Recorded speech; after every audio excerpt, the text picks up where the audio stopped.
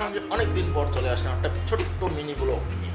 চলো আপনাদের মিনি ব্লগটা কি সেটা আপনাদেরকে দেখাবো। চলো।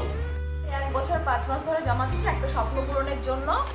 তো এই ভার থেকে আজকে টাকা বের করবো, দেখা যাক কত টাকা জমেছে, কি জমেছে। তো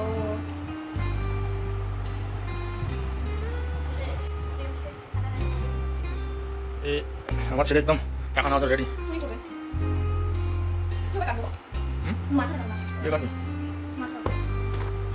কাটো কাটো কাটো কাটো।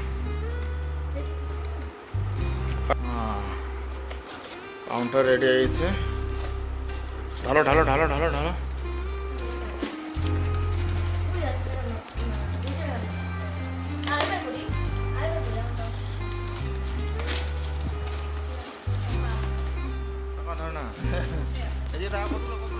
অনেক দিনের স্বপ্ন, কয় বছর থেকে জমা করতেছো টাকা? 1 বছর থেকে 1 বছর 5 মাস 1 বছর 5 মাস থেকে টাকা জমা করতেছি। আজকে আর সেই বলিদান দিবে, আজকে ধ্বংস হবে। এই টাকা দিয়ে কি করবা তুমি? দেখা যাক কি করি। অনেক স্বপ্ন, কিন্তু এতটুকু সামান্য টাকাতে এত স্বপ্ন করেছে না। 500 টাকা, 50, 100, 200, 20 আর 10-এর নোট রয়েছে, আর একটা 5-এরও নোট রয়েছে।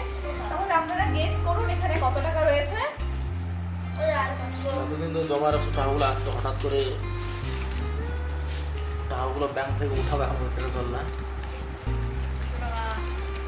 নমস্কার বন্ধুরা, তাহলে আপনারা কমেন্ট অবশ্যই জানেন কারা কারা এইভাবে টাকা সেভিং করে না, অবশ্যই কমেন্টে বলবেন। টাকা সেভিং করে খুবই ভালো, অনেক বিপদে আপদে অনেক অনেক সময়ে এই টাকাগুলো কাজে লাগে।